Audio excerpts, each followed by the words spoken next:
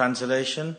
From the darkness of false ego, the first of the 5 elements, namely the sky, is generated. Its subtle form is the quality of sound, exactly as the seer is in relationship with the seen. From the darkness of false ego, the first of the 5 elements, namely the sky, is generated. Its subtle form is the quality of sound, exactly as the seer is in relationship with the seen. Purport given by His Divine Grace Srila Prabhupada Ki. The 5 elements, namely sky, air, fire, water and earth, are all but different qualities of the darkness of false ego. This means that the false ego, in the sum total form of Mahat Tattva, is generated from the marginal potency of the Lord. And due to this false ego of lording it over the material creation, ingredients are generated for the false enjoyment of the living being.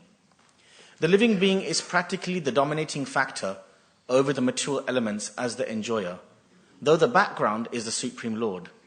Factually, save and except the Lord, no one can be called the enjoyer, but the living entity falsely desires to become the enjoyer. This is the origin of false ego. When the bewildered living being desires this, the shadow elements are generated by the will of the Lord, and the living entities are allowed to run after them as after a phantasmagoria. It is said that first, the tan matra sound is created, and then the sky. And in this verse, it is confirmed that actually it is so. But sound is the subtle form of the sky, and the distinction is like that between the seer and the seen. The sound is the representation of the actual object, as a sound produced speaking of the object gives an idea of the description of the object. Therefore, sound is the subtle characteristic of the object. Similarly, sound representation of the Lord, in terms of his characteristics, is the complete form of the Lord, as was seen by Vasudev and Maharaj Dasarat, the fathers of Lord Krishna and Lord Rama. The sound representation of the Lord is non-different from the Lord himself, because the Lord and his representation in sound are absolute knowledge. Lord Chaitanya has instructed us that in the holy name of the Lord, as sound representation of the Lord, all the potencies of the Lord are invested. Thus one can immediately enjoy the association of the Lord by the pure vibration of the sound representation of his holy name. And the concept of the Lord is immediately manifested before the pure devotee. A pure devotee, therefore, is not aloof from the Lord, even for a moment.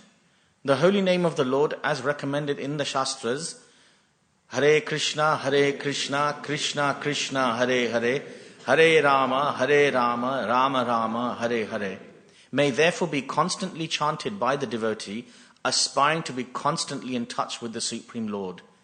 One who is thus able to associate with the Lord is sure to be delivered from the darkness of the created world, which is a product of false ego, tamasi ma jyotirgama. Tamasadapi bhutader vikurvana dabhunnabaha tasya matra guna shabdo lingam yadrashtri drishyayo. From the darkness of the false ego, the first of the 5 elements, namely the sky, is generated. Its subtle form is the quality of sound, exactly as the seer is in relationship with the seen. Om Jnanatimirandasya Gyananjana Shalakaya Chakshurum Militam Yena Tasmai Shri Guruve Namaha Shri Chaitanya Manobishtam Stapitam Yena Bhutale Swayam Rupa Kadamayam Dadati Swapadantikam Vandeham Shri Guru Shri Yuta Padakamalam Shri Gurum Vaishnavamscha Shri Rupam Sagrajatam Sahagana Ragunatam Vitam Tam Sajivam Sadvaitam Savadutam Parijana Saitam Krishna Chaitanya Devam Shri Radha Krishna Pada Sahagana Lalita Shri Vishakam Vitamscha He Krishna Karuna Sindhu Dinabandhu Jagatpate Gopesha Gopika Kanta Radha Kanta Namostute Tapta Kanchana Gaurangi Radhe Vrindavaneshwari Vrishabhanu Sute Devi Pranamami Hari Priye Vanchakalpatarubhyascha Kripa Sindhu Bhyevacha Patitanam Pavanebhyo Vaishnanebhyo Namo Namaha Jai Sri Krishna Chaitanya Prabhu Nityananda Shri Advaita Gadadhar Shivasadi Gaura Bhakta Vrinda. Hare Krishna, Krishna Krishna, Hare Hare, Hare Rama, Rama Rama, Hare Hare. Hare Krishna, everyone. So, I want to obviously seek the blessings of all the devotees assembled here and those watching online, and of course the seniors who may be watching, and I'll do my best to serve you all with this verse. And forgive me for any mistakes. When I accepted the verse, I thought I'd challenge myself, not look at the verse, just make sure the date is available, and then I'm going to see what the verse is and then do it. And then I looked at the verse, and it's a very technical verse, talking about tan matra sounds and things like that, very, to do with the cosmos and, creation. I think the last few verses this whole week, last week, have been very technical in nature, so a scientist devotee probably would be good to tackle this. But nonetheless, we will strive to get some understanding on it. So what we can see, we can see from the verses, over the last 5 or 6 verses, not even 5 or 6, actually from the beginning of this chapter, what's happening is Narad Muni is asking Lord Brahma, alluding to that, you're the Supreme, please tell me how things are made. And Narad Muni is giving that allusion to Lord Brahma being the Supreme. And Lord Brahma, how did you create the different aspects of the creation? Right? You'll see that verse after verse. And then you'll see that as Narad Muni is glorifying Lord Brahma, and rightfully so. But then at some point, then when Brahma starts to speak, he then actually says to Narad Muni, actually, you know what? And I'm paraphrasing here, but he says, you know what? You're glorifying me as the cause of all causes. And you know what? Because for most people, if they do not know what is the absolute truth, they'll assume that to be the case, because they'll see me as the all in all. But actually, in all fairness, I'm not that person who's actually creating everything. There is someone higher than me. And whatever I'm doing is actually invested from him. Right? So Lord Brahma himself corrects Narad Muni with his perception to say that I'm not the Supreme, and all this creation, all the creative processes that you're seeing, it's not actually all coming from me. I'm simply an instrument. Right? And then obviously giving credit to Krishna, showing that there actually is Krishna who's actually doing everything.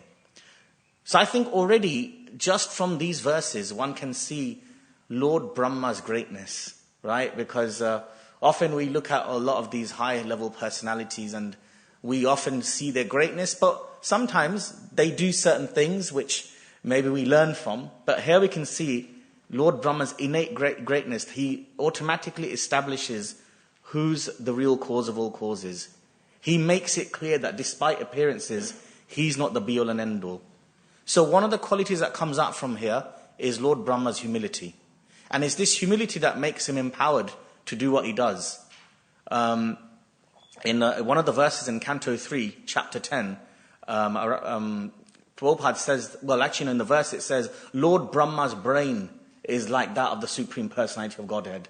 So you can see how powerful this personality is. But that power is coming from his humility, which is why one of the things that we're encouraged to do before we, connect with Krishna through the holy names is we chant the 3rd verse of the Shikshashtakam, which is also about getting humility. Trinadapi sunichena tarorapi sahishnuna amananina manadena kirtaniya sadahari. So before we get into the tattva here, it's good to just establish the culture of what Brahma is showing here. Similarly, we see Mahaprabhu mentions Bahu Janma Koro Jodi Shravana Kirtan. Right? So Bahu Janma, for many lifetimes, you may do Shravana and Kirtan. Tabutar Paya Krishna Pade Premadhan. But if you don't avoid offenses, right, and following the proper etiquette and culture, then your Krishna Prema will not come.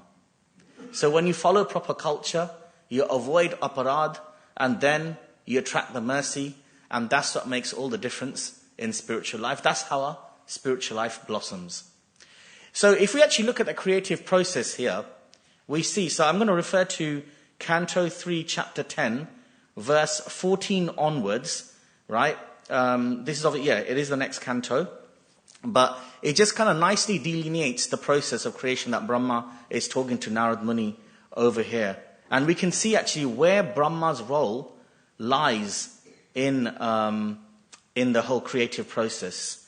So I'll just whiz through it. So it's mentioning here, this is in chapter 10, verse 14. There are 9 different kinds of creations, levels of creations, right? Besides the one which naturally occurs due to the modes interacting with each other.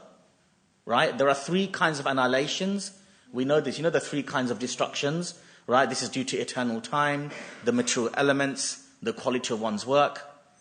So this is interesting. Of the 9 creations, the first one is the creation of the Mahat Tattva. So this is the sum total of the material ingredients, where the modes, they interact due to the Lord's empowerment, right? Due to the presence of the Lord. Then the second layer of creation, the false ego is generated, in which the material ingredients, material knowledge, material activity, they all come together, they arise. Then, third creation, the sense perceptions are created in the universe. From these, elements are generated. Then the fourth creation, which is the creation of knowledge and of working capacity, right? So this is Jnana Shakti, Kriya Shakti. If you remember the last verse, last Friday's class, it was talking about the Kriya Shakti and the Jnana Shakti. Right, then we get to the fifth creation. This is the controlling deities by the interaction of the mode of goodness, of which the mind is a sum total. Then, this is an interesting one, the sixth creation, which is the ignorant darkness of the living entity by which the master acts as a fool. Now, I thought that's an interesting one. The sixth creation is the ignorant darkness of the living entity by which the master acts as a fool. May I ask, what do you think of this sentence? What is it trying to say there? What is the Bhagavatam trying to say there? Right? It's the ignorant darkness of the living entities created, and from that the master acts as a fool. Yes, Rasraj Prabhu?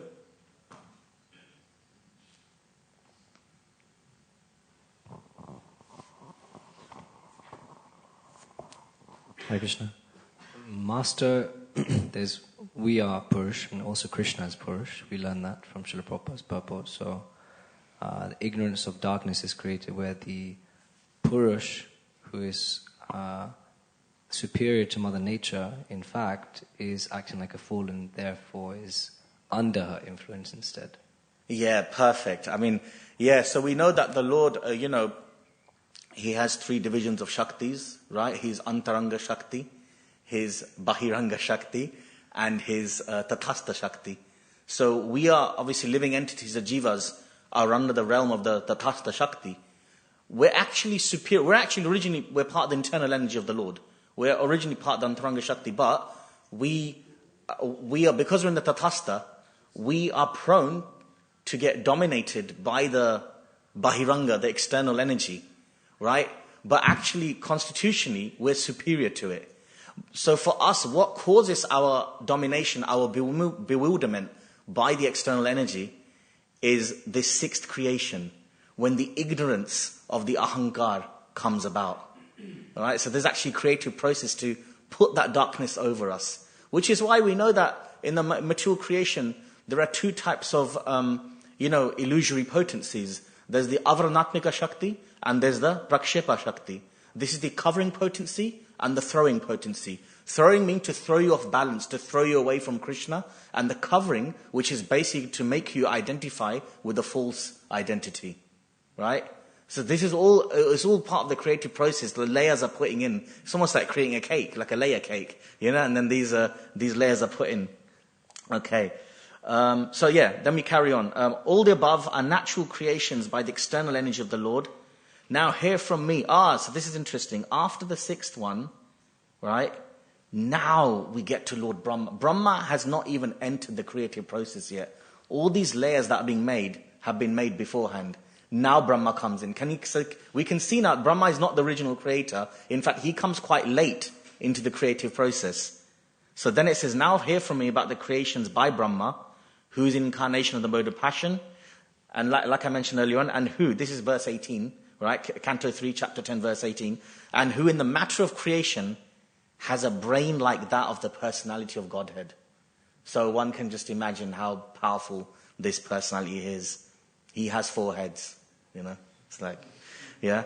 So anyway, and then it carries on. The 7th creation is that of the immovable entities, like the trees. And there are 6 kinds of trees and creepers and things. And then the immovable trees and plants. Almost unconscious, but they have feelings of pain within. Interesting.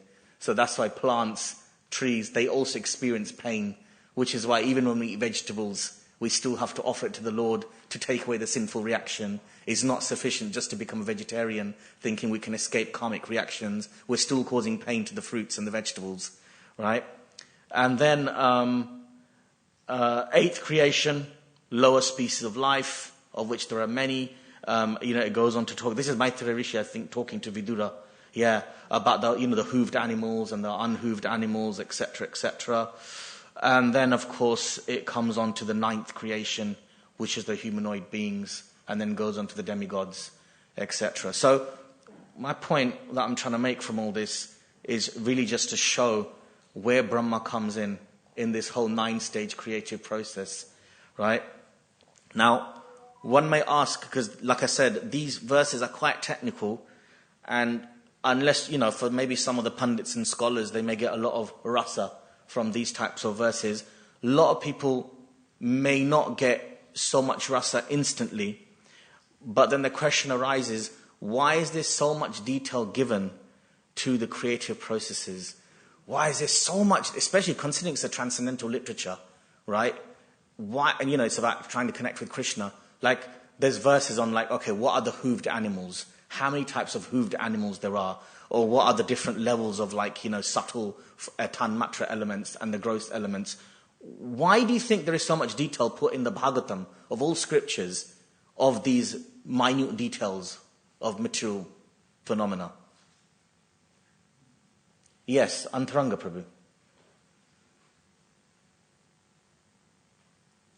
Because how can we, for instance, relish rasa if we don't understand the tattva behind it? So if we look at rasa without understanding of the knowledge, it's purely mundane, sort of emotional, sentimental speculation.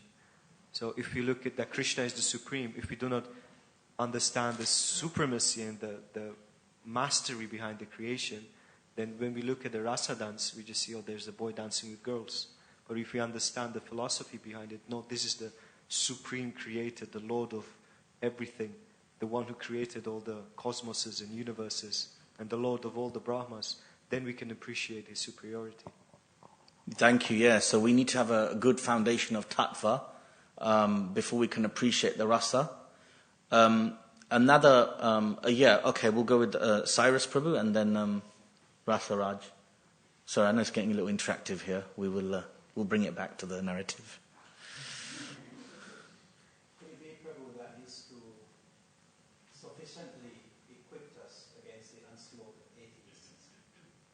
Okay, very good. Thank you. To equip us against the onslaught of atheism, because we're giving such detailed understanding of the material universe.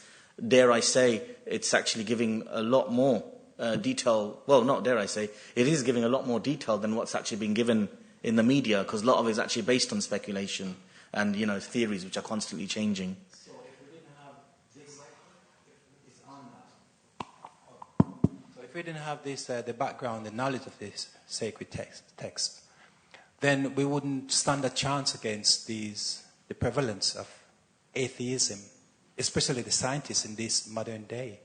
Yeah. They're very ferocious, and they come to dismantle anything that is of God, and they try to do away with it. So we can stand on something solid, a good argument at least. Yeah, no, definitely. That's why Prabhupada said scientific preaching is one of the most important areas that we need to invest in our movement as well. Rasaraj Prabhu, I'll come to you. Another aspect that came was that, similarly to how Arjun was asking about the Lord's universal form in the Bhagavad Gita, even though Arjun was a devotee. Similarly, Narad Muni is also a devotee, a bhakta, right?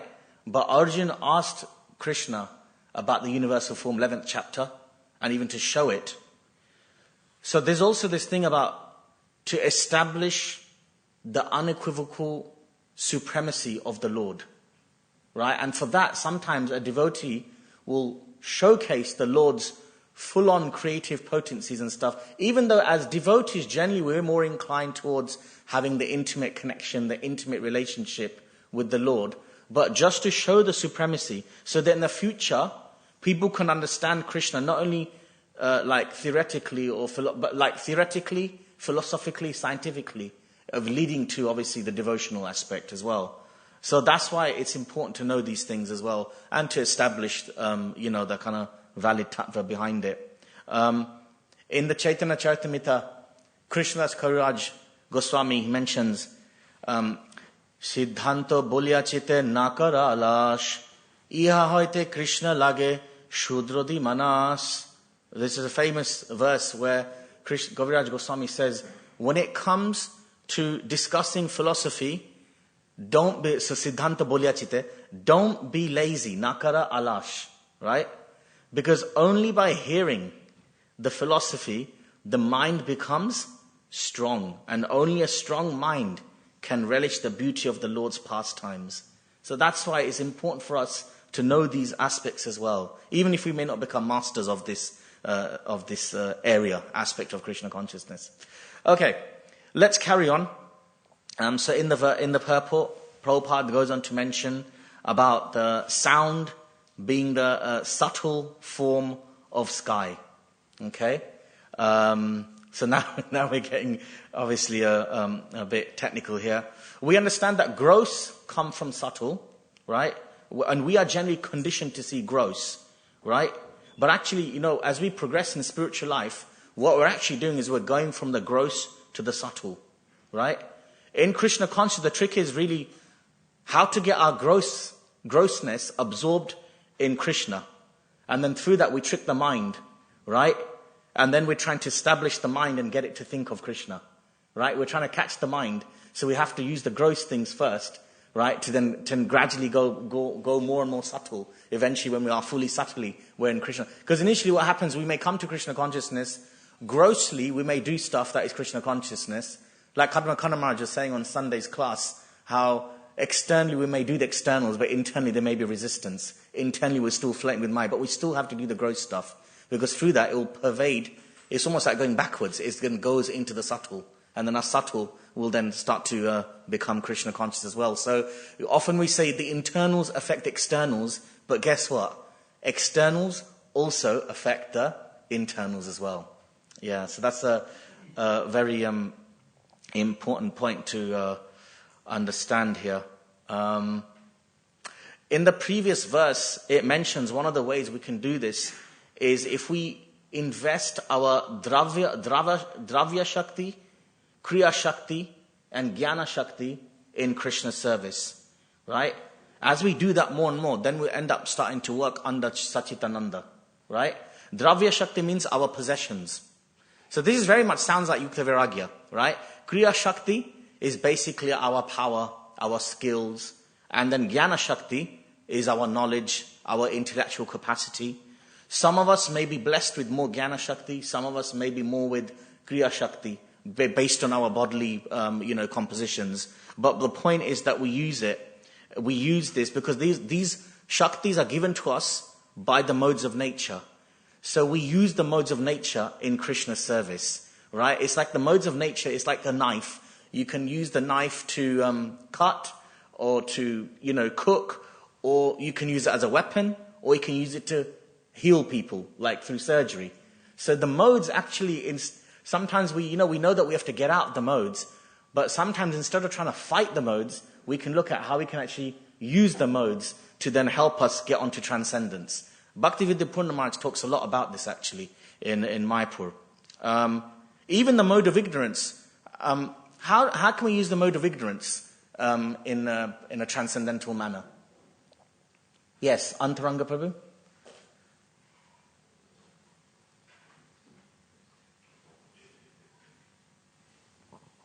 Sleeping.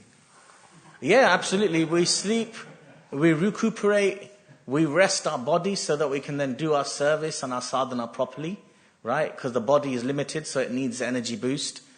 I guess if you're really, I know there are like a lot of spiritualists who may be really advanced. Bhakti Tirtha Maharaj talks about it in the Spiritual Warrior books, how some very advanced spiritualists, they can even use sleep, which is a mode of ignorance activity, to then commune with higher beings, on spiritual level. But obviously you have to be very elevated on that one, on that platform. Jason Prabhu.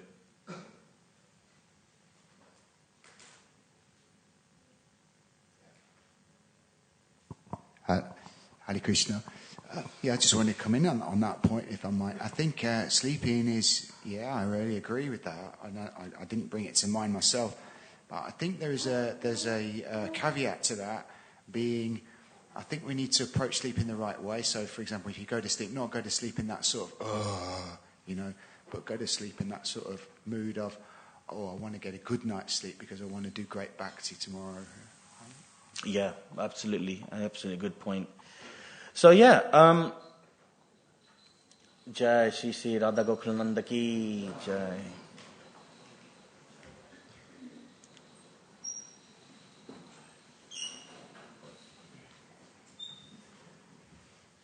So if we engage our mature propensities, then we can achieve great things in Krishna's service. So we look at Lord Brahma, and he's probably foremost when it comes to Gyan Shakti, right? He has so much of that, and he engaged it, and he engaged in a very simple way, because we're looking at the creative process here.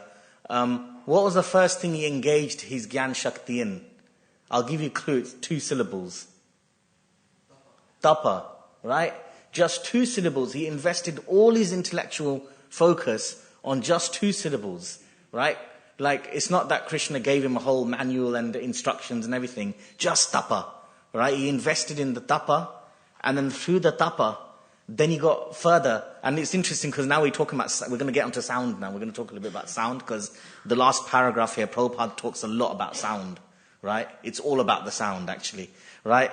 So he meditated on a sound, sacred sound, and from that, he then got further sounds with which he used to create the material universe, right? He got the Gopal mantra, the Kama, Chatushloki, the Kama Gayatri mantra, right? The creative one, right? He used these ones to actually then start to create the whole universe. So therefore, sound is a very, very important thing here. I'll mention one thing here. It's said here that when the bewildered living being desires to enjoy, desires this, the shadow elements are generated by the will of the Lord. So the example is giving that sometimes, when you're a little kid and the mum is like cooking in the kitchen and she's, cooking like real stuff, and then the real dishes, but then you have the child, and I'm sure those who are mothers may identify with this. A child wants to imitate the mother. So then, like when you're a kid, they used to have like toy dishes and toy foods and things like that, made of plastic and stuff. And then like the little baby girl or something is sitting there on the kitchen floor trying to do it. And so it's interesting here, the bewildered living being, we're like that little child. We are then, because we have a desire to try and be like Krishna, so Krishna gives us this fake objects. This whole material universe is fake, right? Illusory. And we're given these fake stimulants to try and do like what Krishna wants to do. But then eventually what happens, we get frustrated. Just like the kid. After a certain point, the kid will be like, okay, you know what, I'm cooking with these things and it's all fun for like 5 minutes, but then I want to go off now. And then, and then the kid may want to try and play with a little car, and then we'll get bored of that, and then get bored of this. And then that's like us going through the whole life after life, trying this, trying that, bhoga tyaga, then finding it's all chapala sukha, temporary, limited. And then one day the kid may actually think to himself, you know what is life about? And then obviously for us, it's like, okay, then we find out, okay, what is this world about? And then we come to Krishna consciousness. So there's a bit of an analogy going on there. So one of the things here is mentioned is about sound. So Prabhupada talks about the tan matra sound, that is the subtle form of sky. Right, now, 2 aspects here. Sound is a material element, but it's very, very powerful. right? I was listening to a lecture by Chandamuli Maharaj, and I actually, see, I'll tell you how powerful it is. This universe is composed of sound vibrations operating at different frequencies. That's how powerful sound is, even just on a material level. Maharaj gives example, just like, even through sound, we can manipulate matter, right? Like, a classic example, opera singers. You know, when an opera singer sings at a certain pitch, you know they can break the glass, right? That's incredible.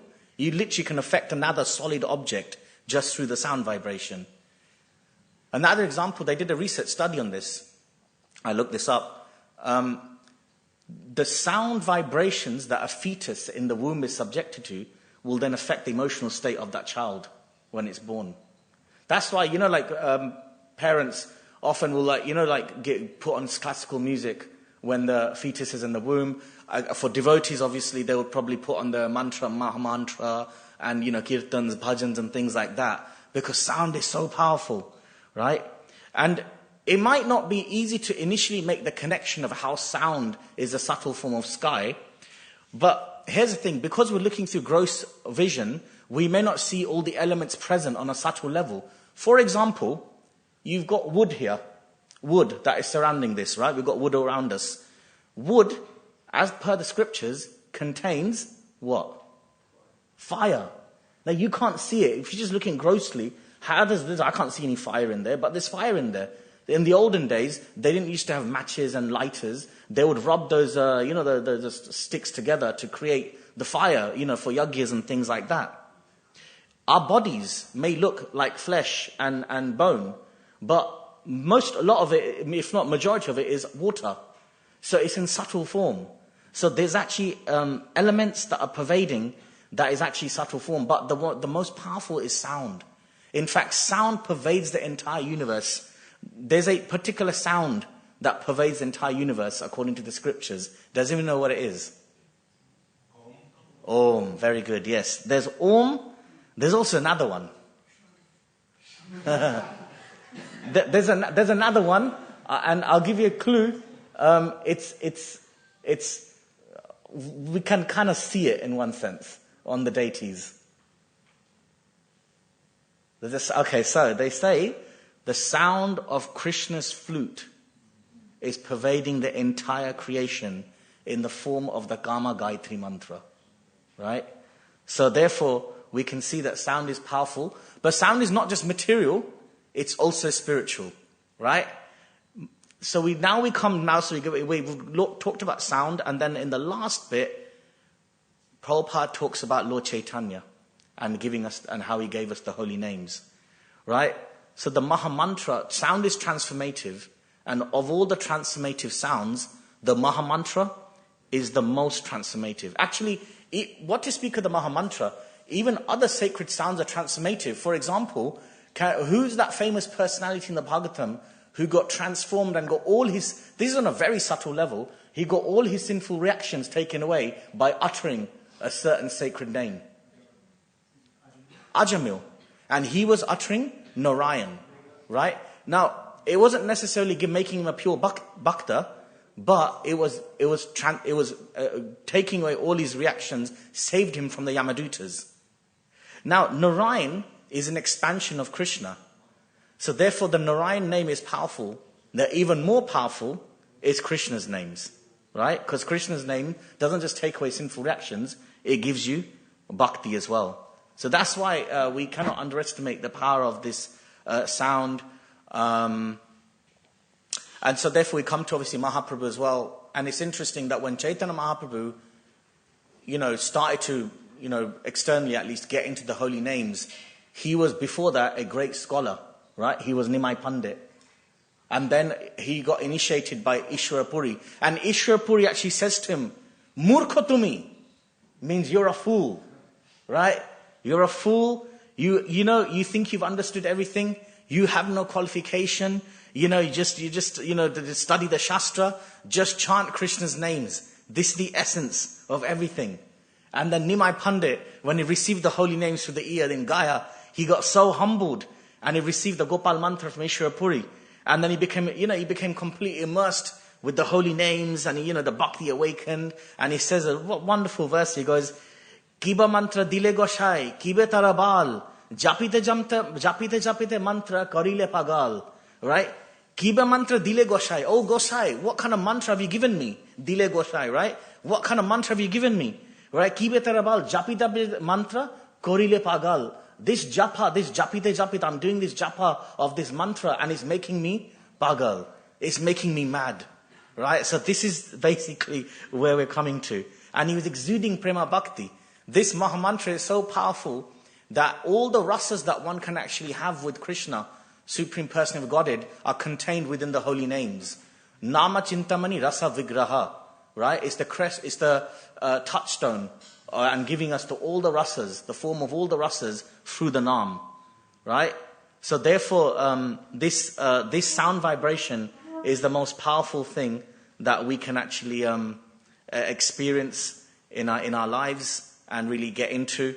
And that's why Prabhupada, it's nice that Prabhupada finished this purport with this. And this will actually help us to associate with the Lord and deliver us from the darkness of this created world.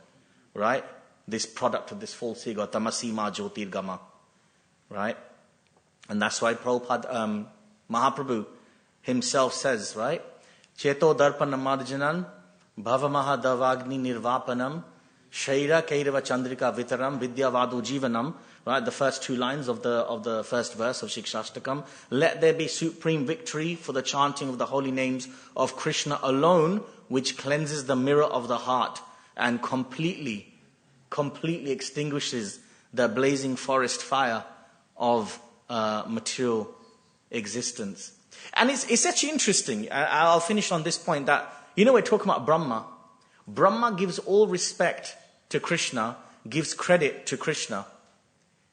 And it's interesting we're talking about sound because we know that there was one time that Brahma made a bit of a mistake in the Brahma Vimohan Leela.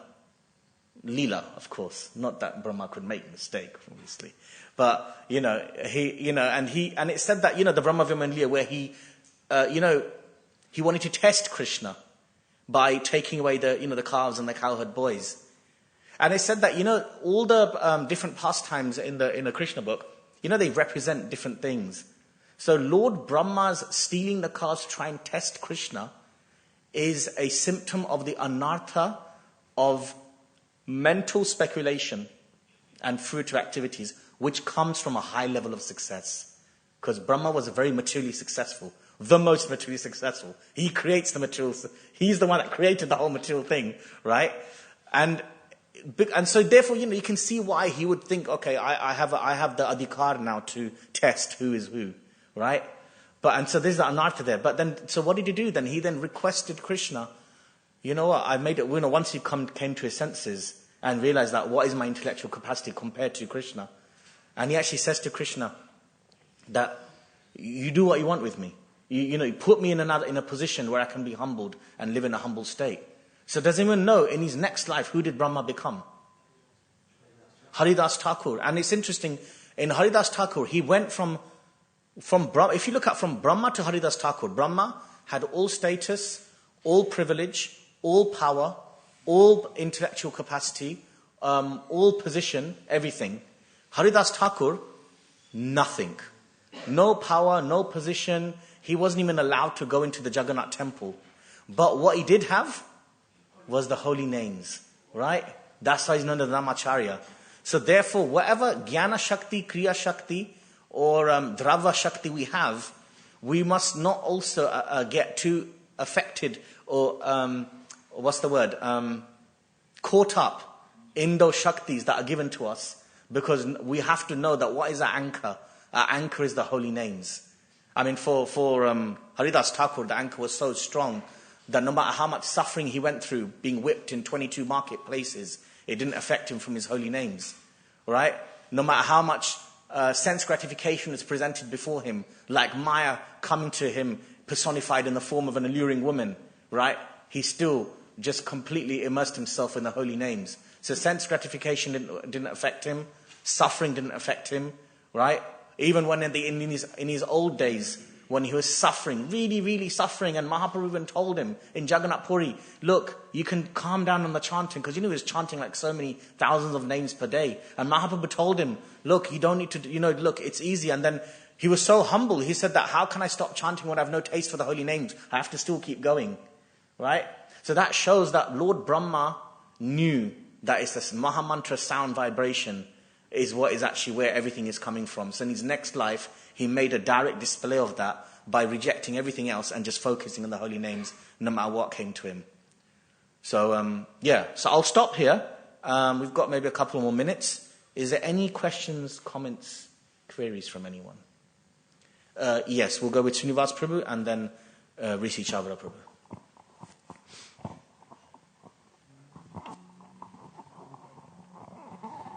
You mentioned in your class about Krishna's supremacy. So there's a story in the Puranas how one time the demigods, they defeated the demons and they became very proud. So Lord Vishnu came in the form of a yaksha, heavenly damsel, and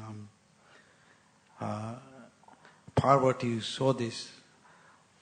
So Indra asked Parvati, who is this?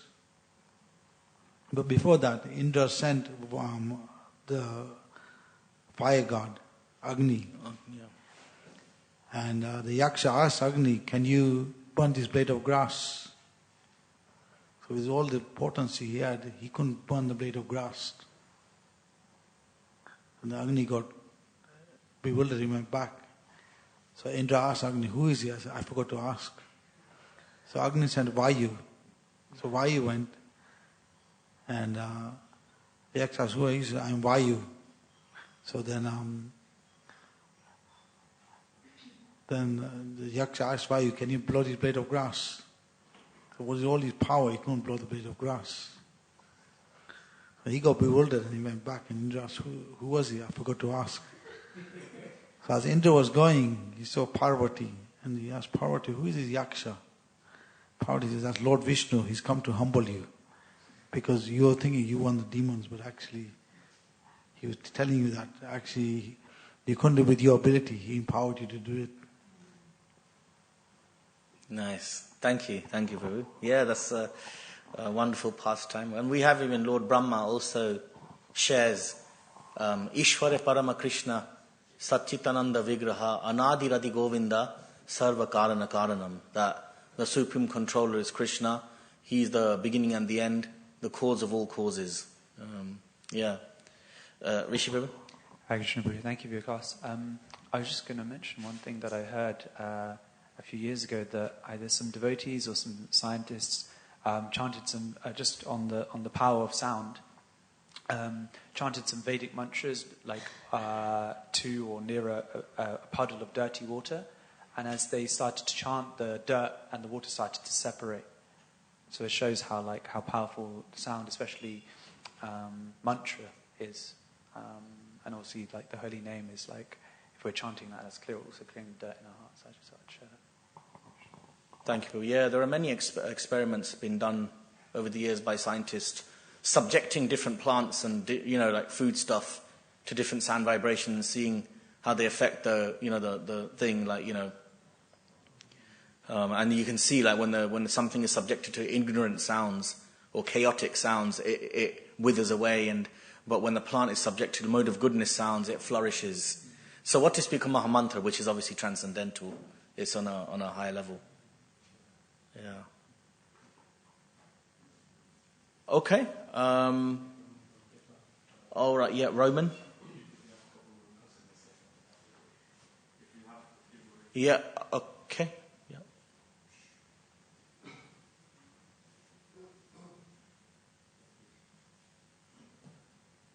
Hare Krishna. Thank you for the class, Prabhu. Just I had a quick question, a bit technical question on sound and the Maha Mantra.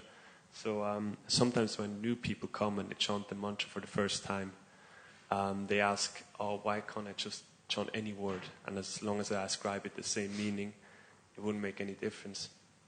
And so my question is, what can we say is like the powerful part about the Maha Mantra? Is it the words? Is it the meaning behind the words? Because we can't necessarily say it's the frequency, right? Because everyone chants in a different frequency as well. So, yeah, I don't know if you can. No, but see, the frequencies is on a material realm, right? Whatever frequency, you know, the other sounds are operating at different frequencies, but it's in a material limitation. What this is transcendental. To transcend. Transcend means to cross over.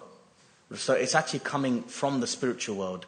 So it's not affected by material limitations, by whether you chant at a low pitch or a high pitch. We see different devotees chant really fast or slow and things like that. So, because it's a spiritual sound coming directly from the spiritual world, so therefore it's not affected by the material things. You know? It will break through the material coverings, right, and bring out that love within you. Yeah. Because it's coming directly from Krishna. Okay. I was just thinking how to explain this to new people, you know, so in a way. But You can say it like that. Yeah. Okay. Thank you. Yeah. I mean, you can say it's from a spiritual realm, in case you don't want to use the term Krishna, because they might not know who is Krishna. But you can say that it's from a spiritual level of consciousness, not a material level. Yeah.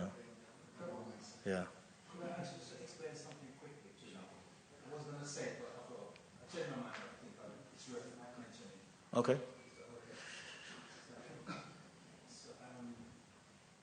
So in the Brahman Samhita, I think it's 544. So Lord Brahma described Durga Devi as the preserving Shristi Sasti Pralaya Sadhana Sakti Eka. So he's describing Durga Devi as the preserving, as the creating, preserving and destroying agency of this mundane world.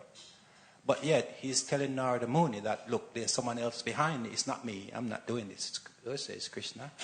But here he says in his prayers that Durga Devi is the one, this agency who's creating, maintaining and destroying. How do we reconcile that? Yeah. So Durga Devi is true, she is, but she's also impregnated by Krishna, right, in his Vishnu form, to then expand the material creation, the Mahatattva, right? Also, even Brahma himself mentions that, there are many agents, but the Sarva Karana Karanam, the cause of all causes, Durga Devi may be a cause, but the cause of all the causes is Krishna. So is Durga Devi the mediator in terms of Brahma takes instructions from Devi Durga? Or the creating the ingredients? No, Durga Devi is like Lord Krishna's maid servant. She's the material energy. So she's there and then she gets impregnated by Krishna, right? Through his, the creative potency, right? Lord Shiva, actually, impregnates the material energy. Brahma then is also brought forth into the material, the Mahatattva. And then Krishna gives Brahma the instructions as to what to do. Yeah, through the mantras, through the sounds. Yeah. Interesting. Okay, thank you very much. Grantaraj Srimad Bhagavatam ki.